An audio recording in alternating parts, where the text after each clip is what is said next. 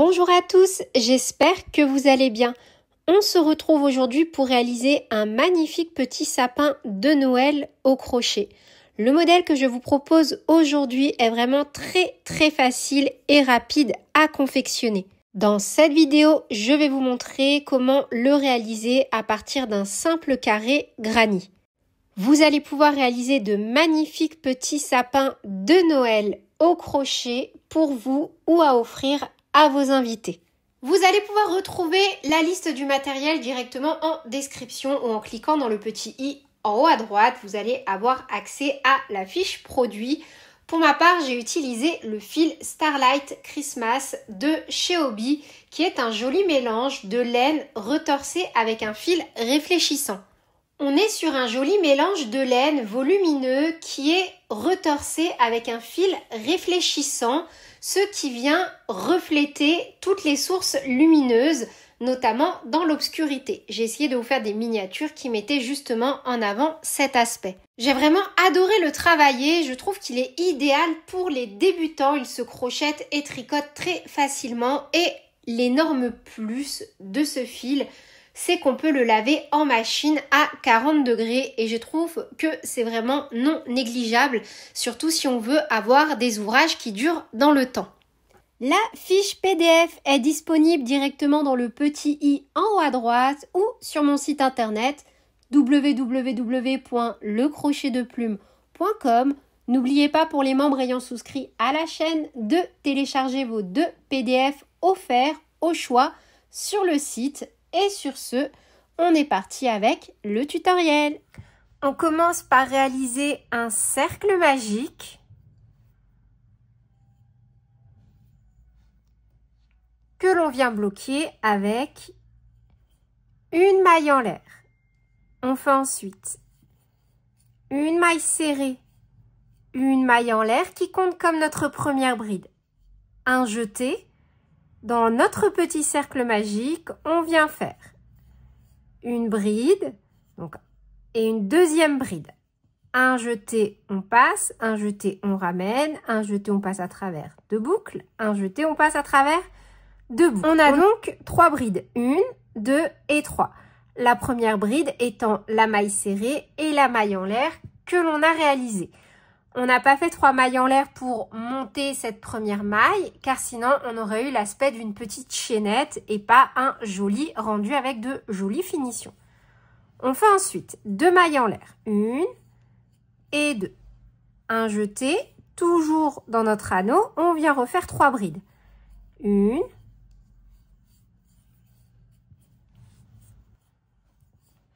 2 et 3.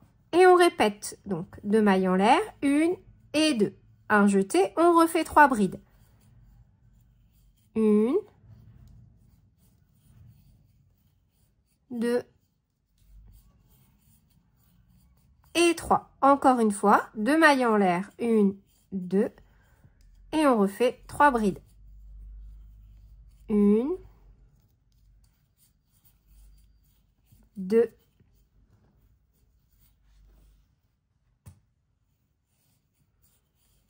et 3.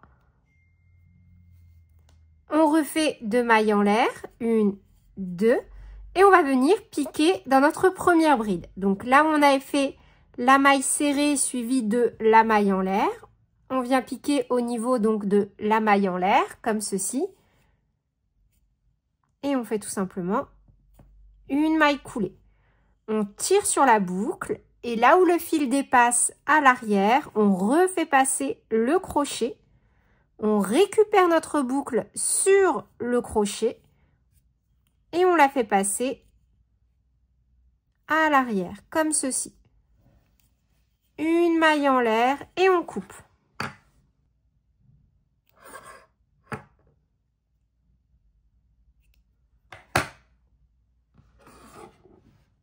On tire sur le fil. Et on vient tirer également sur la queue de fil de base pour resserrer notre anneau.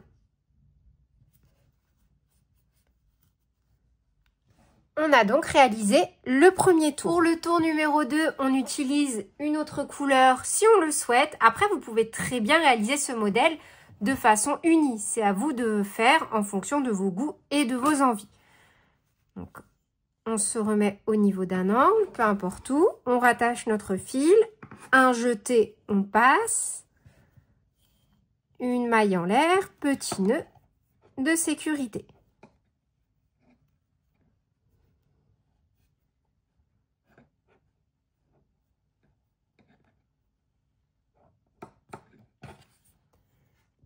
Et on reprend sur le même principe, donc en travaillant toujours en granit. Donc, dans le même angle, une maille serrée, une maille en l'air qui compte comme notre première bride. On peut également, si on le souhaite, venir à chaque fois marquer cette première maille. C'est vraiment à vous de faire en fonction voilà, de votre aisance.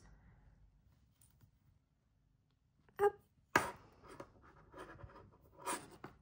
Vous voyez, on peut à chaque fois la marquer comme ça, on sait où venir faire la maille coulée à l'issue de chaque tour. Donc on a fait une bride, dans le même angle, on refait une deuxième bride, oups, et dans le même angle, on refait une troisième bride. Une maille en l'air, on passe le groupe de 3 brides du rang précédent, un jeté, et dans l'angle suivant, cette fois-ci, on vient faire 3 brides. Donc, 1, 2, 3, 2 mailles en l'air, 1, 2, un jeté, et dans le même angle, on refait 3 brides. 1, 2,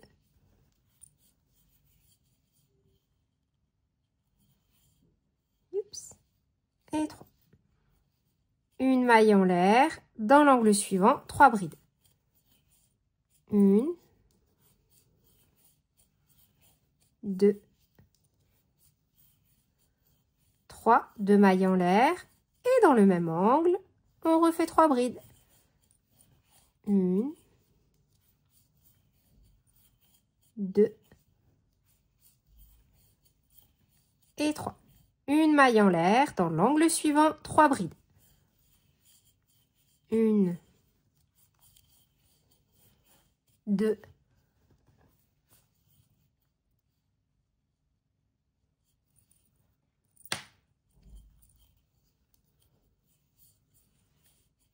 3, 2 mailles en l'air, dans le même angle, 3 brides. 1,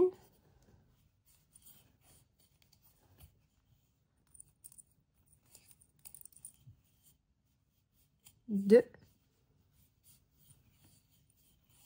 et 3. Une maille en l'air, et dans le premier angle où on a travaillé notre premier groupe de 3 brides, on termine avec 3 brides. 1, 2, 3, 2 mailles en l'air. Et au niveau de notre première bride, ou là où on a mis notre petit marqueur, une maille coulée. De la même façon, là où le fil dépasse derrière, on vient glisser le crochet. On récupère la boucle et on fait passer cette boucle à l'arrière. Une maille en l'air et on coupe.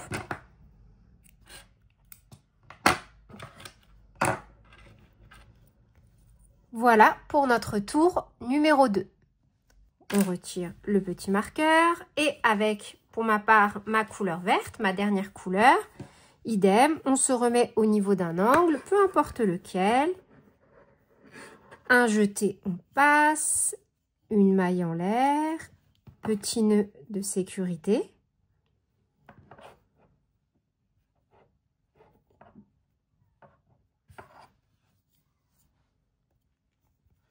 Et on vient faire de nouveau, oups, une maille serrée, une maille en l'air qui compte comme notre première bride, 2 brides supplémentaires dans le même angle, 1, 2, une maille en l'air, un jeté, on saute un groupe de 3 brides, dans l'espace de la maille en l'air du rang précédent, 3 brides, 1, 2 et 3. Une maille en l'air, un jeté. Dans l'angle suivant, on refait comme pour le rang précédent, 3 brides. Donc 1, 2, 3, 2 mailles en l'air. Et de nouveau, 3 brides. 1, 2 et 3. Une maille en l'air, un jeté. Dans l'espace de la maille en l'air du rang précédent, 3 brides. 1, 2 et 3. Une maille en l'air, un jeté. Dans l'angle suivant, 3 brides, 2 mailles en l'air, 3 brides.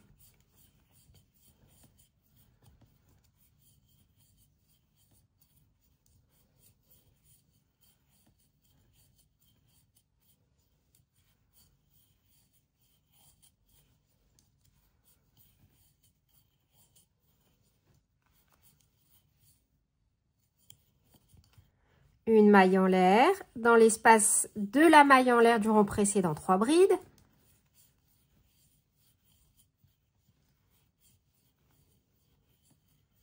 Une maille en l'air, dans l'angle suivant, on répète 3 brides, 2 mailles en l'air, 3 brides.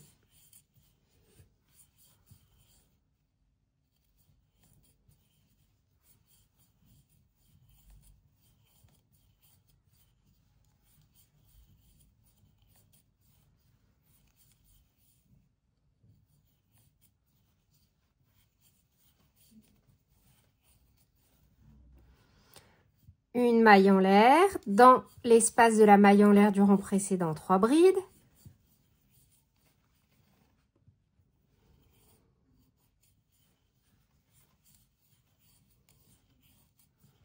Une maille en l'air, et dans l'angle de départ, on refait 3 brides.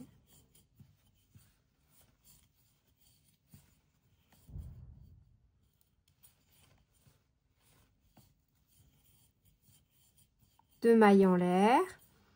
Et au niveau donc de la première bride de notre tour en cours, une maille coulée. De nouveau, on ramène la boucle à l'arrière. Une maille en l'air, mais cette fois-ci, on va laisser suffisamment de fil pour venir faire notre petit assemblage à la fin. Donc moi, je laisse de façon très lâche, vous voyez, à peu près le tour de mon petit carré comme ceci. On tire sur la queue de fil, comme ceci. Donc, je vais vous mesurer mon petit carré.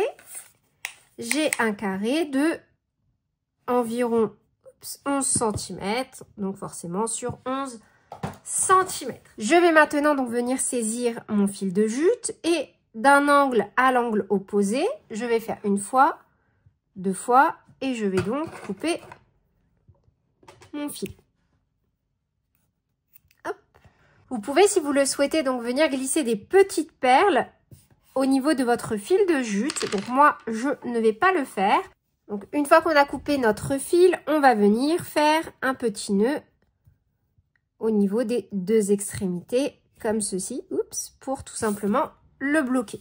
Une fois qu'on a noué notre fil, on va donc passer la boucle sans les nœuds de l'endroit vers l'envers au niveau d'un angle.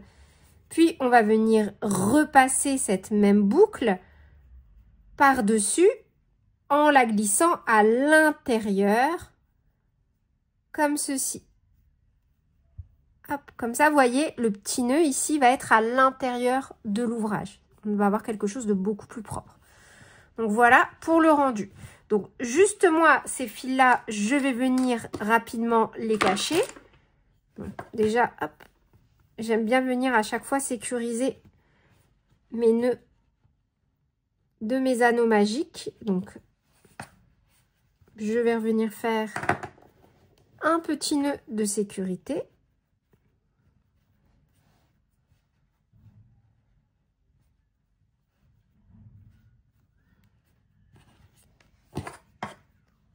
Ensuite, je vais donc hop, tirer un peu de fil à travers les mailles.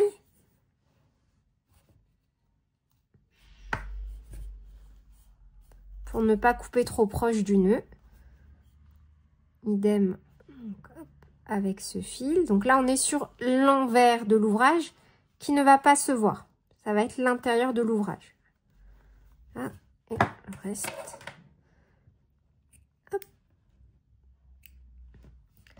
Et je vais faire pareil donc avec ces petits fils. Une fois qu'on a caché nos fils, voilà dans quelle configuration nous sommes. Donc, hop. On va reprendre notre fil, une aiguille. Et on va déjà tout simplement, donc là, vous voyez, on a notre petite attache. On va venir replier comme ceci, nos deux côtés. Hop. Comme ceci. On viendra ensuite rabattre ici et coudre. Donc là, on va déjà unir nos mailles. Donc, on commence... Hop.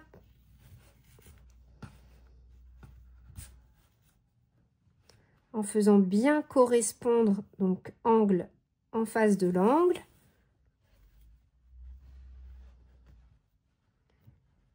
Puis ensuite, maille dans maille.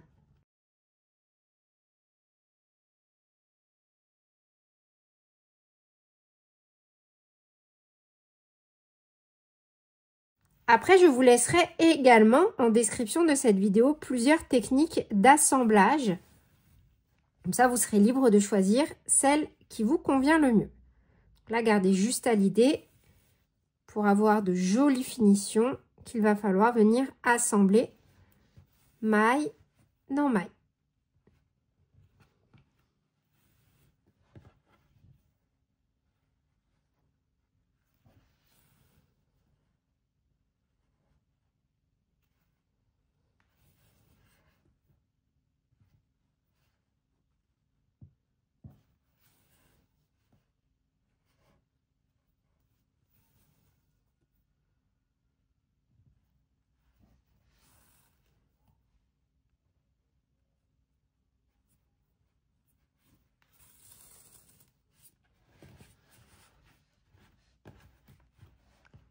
Comme ceci. Ensuite, je vais donc venir faire tout simplement recourir mon fil au niveau de la petite couture que j'ai fait, mais seulement en piquant à l'intérieur de mon ouvrage. Hop. Après, tout dépendra également de là où est positionné votre fil, bien évidemment. Votre fil de couture. Voilà. Et ensuite, donc, on vient rabattre cette partie-là. Et de la même façon, on va donc faire correspondre maille dans maille. Donc là, par exemple, hop, je pique. Bon, je vais essayer de garder une jolie finition. Comme ceci. Et je viens donc piquer, hop, en face. Comme ceci.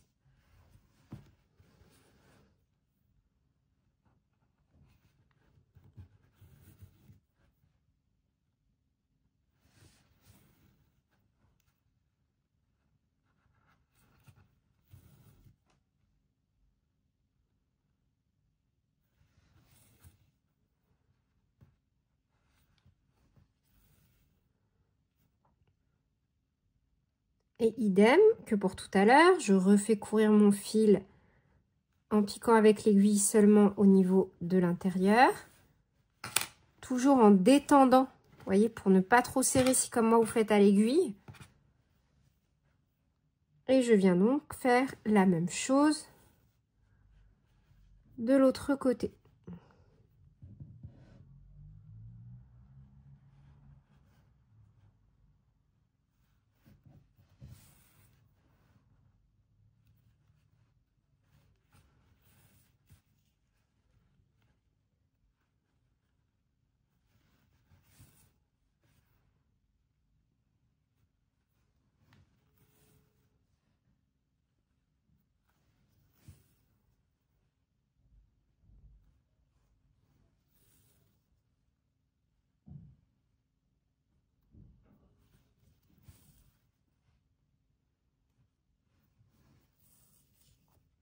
Et voilà pour le résultat. Et donc quand on tourne, l'endroit de notre ouvrage est l'envers. Donc là, vous êtes bien évidemment libre d'ajouter, si vous le souhaitez, une petite perle, un petit tronc à votre sapin. C'est vraiment à vous de faire en fonction de vos goûts et de vos envies. Donc là, moi, je vais sécuriser mon travail. Hop. Faites bien attention, si vous faites à l'aiguille, de ne pas trop tirer lorsque vous allez faire votre nœud final ou de bien tenir afin de ne pas avoir un sapin qui va se recroqueviller sur lui. Ensuite, on cache nos fils. Hop. Et on peut couper.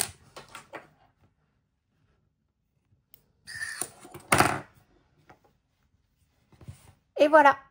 Moi, je trouve vraiment que le résultat est super adorable pour un joli petit Noël, voilà, un peu rustique. C'est vraiment le type d'ouvrage que j'adore mettre tout simplement dans ma décoration d'intérieur. Et voilà, c'est tout pour cette vidéo. Bien évidemment, n'hésitez pas à réaliser ce petit sapin avec le motif granit que vous souhaitez. Voilà, tous les modèles de granit fonctionnent très bien avec cette technique. N'hésitez pas également à me partager toutes vos créations sur mes différents réseaux sociaux. J'adore vous reposter en story, donc n'oubliez pas de me @ pour que je puisse avoir une petite notification.